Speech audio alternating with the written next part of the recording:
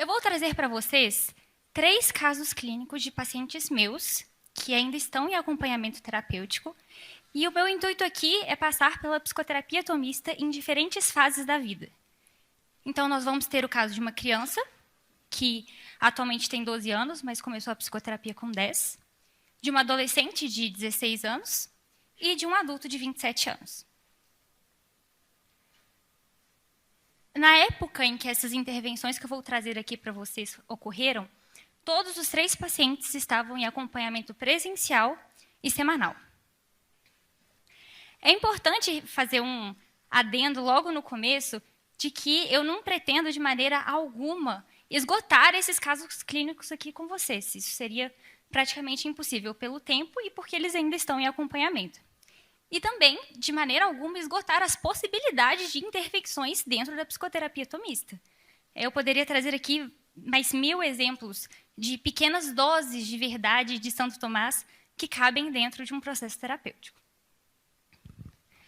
Nesse mesmo sentido, dessas considerações iniciais, as particularidades psiquiátricas de cada caso não serão o nosso foco aqui, mas é claro que dentro do processo terapêutico deles isso não foi negligenciado, como os diagnósticos e o quadro de medicações. E também, prezando pelo sigilo dos pacientes, os seus nomes foram trocados e quaisquer informações que fossem muito específicas ou que pudessem identificá-lo de alguma forma foram omitidas. E por que eu me dei o direito de chamar essas intervenções que eu vou trazer aqui de tomistas? Porque alguns de vocês poderão pensar ao longo da apresentação que psicólogos de outras abordagens poderiam ter feito a mesma coisa. Bom, eu estou chamando elas de intervenções tomistas por conta da motivação que me levou a escolhê-las naquele momento do processo terapêutico desses pacientes. E que motivação é essa? Em primeiro lugar, de onde a gente parte dentro de uma psicoterapia tomista? Em primeiro ponto, da realidade. Já é um grande avanço a gente começar a atender um paciente partindo do pressuposto de que a realidade existe. Isso já é mais do que a maioria dos psicólogos atualmente. E, além da realidade em si, admitir que há uma realidade sobre o próprio ser humano. Que o ser humano tem uma natureza, que não é um mistério, que tem sim um mistério, mas que há muito do ser humano que é possível conhecer e saber, olha, o ser humano tem essas faculdades, a memória deve funcionar assim, a imaginação deve funcionar assim. Então, se chega um paciente que vive a vida imaginando que uma catástrofe vai acontecer a cada momento, isso é uma desordem da faculdade da imaginação? Mas eu só consigo dizer isso se eu admito que o ser humano tem uma natureza e essa natureza tem um modo correto de funcionar. Essas são palavras que, dentro da psicologia moderna, não se pode dizer. Além dessa baliza do começo, que é a natureza humana e a realidade, a psicoterapia tomista também tem um fim. Ela sabe que o ser humano tem um fim, que é a felicidade plena, que nós sabemos que só alcançaremos no céu, mas sim, nessa vida há uma felicidade possível, que o psicólogo pode e deve ajudar o seu paciente a atingir. Mas como? Iluminando os caminhos que nós conhecemos que levam à felicidade, que é o ordenamento das paixões, a soberania da inteligência, um caminho de virtudes. Esses são caminhos que levam o nosso paciente a uma felicidade, a única felicidade possível nessa vida, mas que ele não sabe disso, mas nós sabemos. E é nosso dever ensiná-lo, em alguma medida, e apresentar uma outra possibilidade de atingir esse bem, que é a felicidade, que ele tanto tenta alcançar e não consegue. Uma vez estabelecidas essas 2 balizas, do começo e do fim, a psicoterapia tomista deixa o meio do caminho livre para o psicólogo escolher, de acordo com a sua sensibilidade, com a sua prudência, qual é o melhor caminho a escolher para aquele paciente em particular. Considerando, por exemplo, nesses casos que eu vou trazer para vocês, a idade, quais são os gostos desse paciente? O paciente gosta de futebol? Então, por que não ensinar virtudes por meio de exemplos do futebol? Isso é perfeitamente possível. Não, a paciente gosta de desenho. Então, por que não ensinar por meio de desenhos? E isso é da prudência e da sensibilidade e da formação de cada terapeuta que a psicoterapia tomista tanto preza.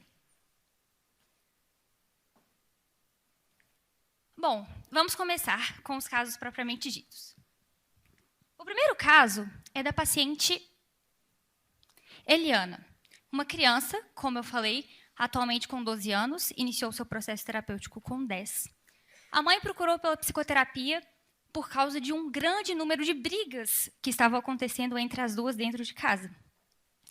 E nessas brigas, Eliana se desregulava, ficava com muita raiva, gritava, batia. E, segundo a mãe, essas brigas aconteciam por conta da desobediência da criança, que se recusava a fazer as tarefas de casa, se recusava a fazer as tarefas da escola.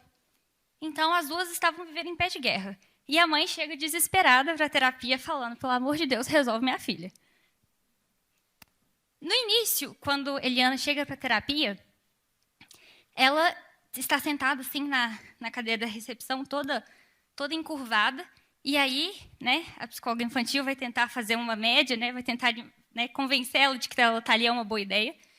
E aí eu chego e pergunto para ela assim, e aí, você sabe por que você está aqui? Ela nem olha para mim e fala assim, não, né, negou com a cabeça. E aí eu falo, olha, a gente veio aqui conversar um pouquinho, né, sobre você, sobre as suas emoções. E aí ela me responde da seguinte forma, eu acho que eu não gosto de conversar. Essa frase, esse pontapé pouco convidativo, foi o contexto em que essa terapia começou. Então, a fase inicial desse tratamento foi para gerar justamente esse vínculo, tanto com ela, tanto com a mãe. E para, aos pouquinhos, ir melhorando o próprio humor dela, né? Ensinando sobre como as emoções funcionam e etc. Isso num primeiro momento. No segundo momento da terapia, numa fase intermediária, lembram que os conflitos com a mãe eram por conta da desobediência dela, né? Ela não cumpria aquilo que ela deveria fazer. Então, a própria paciente, com 10, 11 anos, vira para mim e diz, com as palavras dela e com o conteúdo de uma criança de 10 anos, a dinâmica que São Paulo já havia colocado na carta aos Romanos. Não faço o bem que quero, mas o mal que eu não quero. Mas no caso dela, qual que era esse bem e esse mal? Bom, ela sabia que ela tinha que estudar, mas ela preferia, sei lá, desenhar. E no caso dela, era uma excelente desenhista. Então, de fato, desenhar era uma atividade bem mais convidativa. Ela sabia que ela deveria obedecer à mãe dela, mas ela preferia jogar videogame, uma coisa que a mãe não deixava ela fazer. Ela sabia que ela não podia assistir esse ou aquele conteúdo no YouTube. Ai, mas é tão legal, por que minha mãe não deixa eu fazer isso? Então, eu usei um recurso que eu vi pela primeira vez dentro de uma supervisão em psicoterapia tomista, em que eu julguei que seria interessante eu explicar para ela o que estava acontecendo dentro dela. É claro que eu não parei a terapia e falei assim, bom, agora eu vou pegar um quadro branco, né, eu vou te dar uma aula aqui. Claro que não. Mas eu usei de um recurso didático, porque eu sabia que no contexto dela, ela não teria acesso a essas informações de nenhuma outra forma. Ela não tinha como receber essa formação humana de nenhum outro lugar que não fosse de mim. Então, o que eu fiz? Eu peguei 3 canetas, né? Isso são 3 canetas, e expliquei para ela que dentro da gente a gente tem algumas coisas. Uma caneta é a inteligência, né? Que é a nossa cabeça, a nossa razão, né? O que faz a gente entender e decidir as coisas. A gente também tem a nossa vontade, que é o que nos faz escolher. E a gente também tem as nossas paixões, que é para facilitar eu chamei de emoções. E que essas 3 coisas vivem dentro da gente e elas estão sempre apontadas para algum lugar, que é um bem. Essas 3 coisas querem o bem. E que, no mundo ideal, essas 3 canetas estão apontadas para o mesmo lugar. Qual que é o problema? Que muitas vezes a inteligência aponta para um lado e as emoções apontam para outro lado. Normalmente, a inteligência mostra um bem maior, porém mais árduo, e as emoções mostram bens menores, porém mais fáceis. E a vontade fica em conflito. E aí eu fiz esse movimento com ela. Pegava a caneta, mandava para um lado e mostrava para o outro. E mostrava que a direção ficava confusa. A nossa vontade ficava confusa diante da possibilidade de bens que ela poderia escolher. E o que acontecia? Muitas vezes, ela escolhia seguir as paixões e não a inteligência. E ela mesma era capaz de reconhecer os efeitos dessa escolha. Quando ela escolhia, por exemplo, desobedecer a mãe dela, e ela, num primeiro momento, ela sentia uma gratificação porque ela estava fazendo uma coisa divertida, tipo desenhar. Mas logo em seguida vinha palavras dela, um peso na consciência de não ter escolhido o que ela sabia que era melhor. E isso levava ela a contar para a mãe dela que ela tinha feito uma coisa errada, a mãe dela ficava brava, colocava ela de castigo, punia ela, falava que ela não podia fazer aquilo nunca mais, aquilo se tornava proibido, e aí quando ela tinha numa outra situação, ela entrava em conflito e escolhia o mal, e as duas estavam nesse ciclo. Passados um tempo, depois disso, e é claro, gente, eu estou trazendo isso aqui para vocês de forma pontual, mas isso se estabeleceu ao longo de sessões de terapia, certo? Meses, né? Ela vira para mim e fala, Stella, eu entendi que eu tenho que escolher melhor, que eu não estou tendo boas decisões. Mas eu tentei, eu não consigo. Aí eu olhei para ela e falei assim, você matou a charada. É muito difícil. É isso mesmo. Se você está tentando e não está conseguindo, você entendeu, é difícil. Porque a gente precisa, como se fosse um músculo, exercitar, criar força. Porque se a gente nunca trabalha um músculo, se em algum momento a gente precisar que ele faça uma força, a gente não vai conseguir. Ele precisa de treino, ele precisa de tempo. E aí eu falei, abre aspas, essa frase com ela, você precisa se exercitar em fazer coisas difíceis. Fecha aspas. E o que são coisas difíceis para uma menina de 10 anos? Sei lá, ela não aguentava mais tentar o mesmo exercício, fazer o mesmo exercício de matemática, por exemplo. E aí, tentar mais uma vez. Ela podendo escolher fazer a prova sem colar ou com cola, escolher não colar. Ela podendo escolher entre falar a verdade para sua mãe sobre alguma coisa que ela fez ou não, escolher falar. Tudo isso são coisas difíceis em que ela poderia escolher e treinar esse músculo da vontade e do ordenamento das paixões. Uma vez que estavam esclarecidas a dinâmica da vontade e das paixões, num outro momento ela me trouxe uma queixa que todo pai, mãe ou psicólogo infantil já deve ter ouvido. Para que eu tenho que ficar estudando uma coisa que eu nunca vou usar na minha vida? E na época ela estava estudando, ela deu esse exemplo, ela estava estudando mitocôndrias. Stella, para que eu tenho que saber o que é uma mitocôndria? Eu estou nem aí para o que é uma mitocôndria, o que ela faz e o que ela deixa de fazer. E aí, nesse momento também, eu julguei que seria interessante eu explicar para ela qual que é a relação entre a inteligência e a vontade, a inteligência e a verdade, em que essas coisas, esses dois fatores estão relacionados. Então, eu fiz um desenho com ela. Expliquei que cada bolinha era como se fosse uma verdade que estava disponível aí no mundo para a gente conhecer.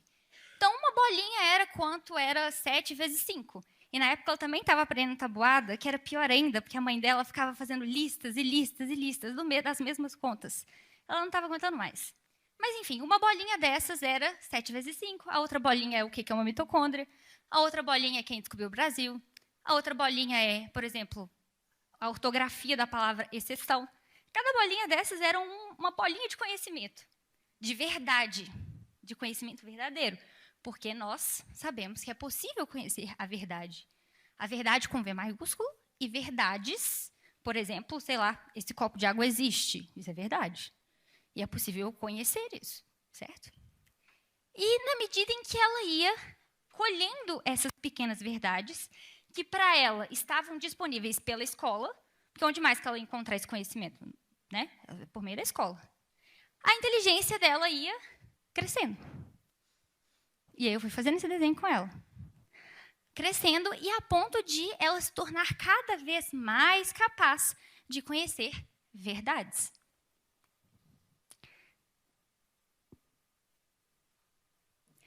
Bom, essa dinâmica está muito bem descrita aqui pelo nosso professor Martim Etchevarria. Parte-se de verdades entendidas para chegar a verdades desconhecidas. É um movimento que só encontra repouso na posse completa da verdade. A mente humana busca um repouso que não é aniquilação ou descarga de tensão, mas ato e plenitude. Esse descanso da mente consiste na contemplação da verdade.